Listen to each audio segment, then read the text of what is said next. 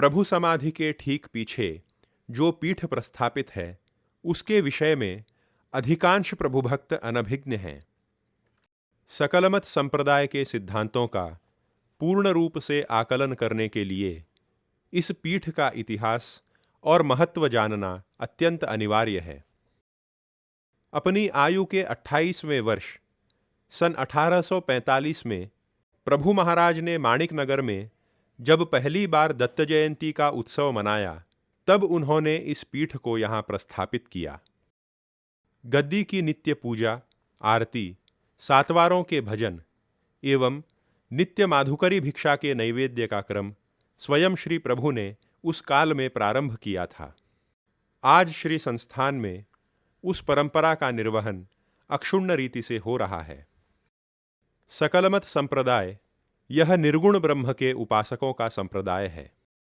यह गद्दी इस संप्रदाय के मुख्य उपास्य आत्मा का प्रतीक है और सांप्रदायिक उपासना का मुख्य केंद्र है। इस गद्दी पर किसी देवी देवता की प्रतिमा या विग्रह प्रस्थापित नहीं है, क्योंकि निराकार चैतन्य का कोई विग्रह नहीं हो सकता। इसलिए प्रभु महाराज ने इस पीठ पर किसी प्रतिमा की स्थापना नहीं की और इस आसन को रिक्त ही रहने दिया।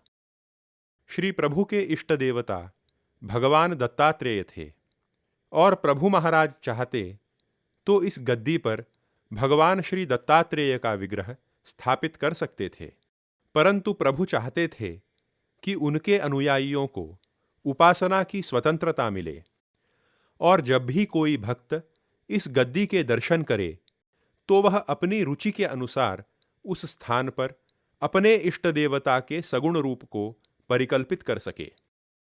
यद्यपि उपासना के विधान भिन्न भिन्न हैं, तथापि वह उपास्य एक ही है और वही सर्वांतर्यामी ईश्वर विश्व के समस्त संप्रदायों को प्रेरित करने वाला एकमात्र तत्व है। वास्तव में यह सारा ब्रह्मांड आत्म तत्व से व्याप्त है और वही आत्मा इस चराचर जगत का अधिष्ठान है। उस एक अधिष्ठान पर ही समस्त नाम रूपात्मक जगत की प्रतीति होती है। जिस प्रकार सिनेमा के पर्दे पर दृश्यों का प्रक्षेपण होता है, उसी प्रकार आत्मा के अधिष्ठान पर ही जगत का भ्रम दिखाई पड़ता है।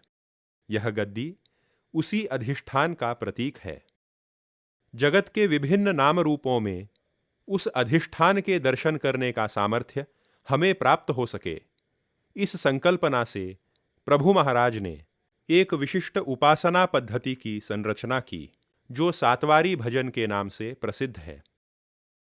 इसी गद्दी के सम्मुख बैठकर स्वयं प्रभु महाराज भी भजन किया करते थे और आज भी भक्तजन नित्य सायंकाल प्रभु मंदिर में एकत्रित होकर अत्यंत श्रद्धा और भक्ति के साथ चैतन्य देव की आराधना करते हैं।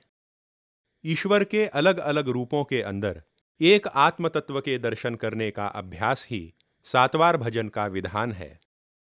सोमवार की उपासना में हम इस पीठ पर भगवान शंकर की परिकल्पना करते हैं, तो मंगलवार का भजन करते समय हमारी भावना होती है कि इस गद्दी पर माता भवानी बैठी हुई हैं।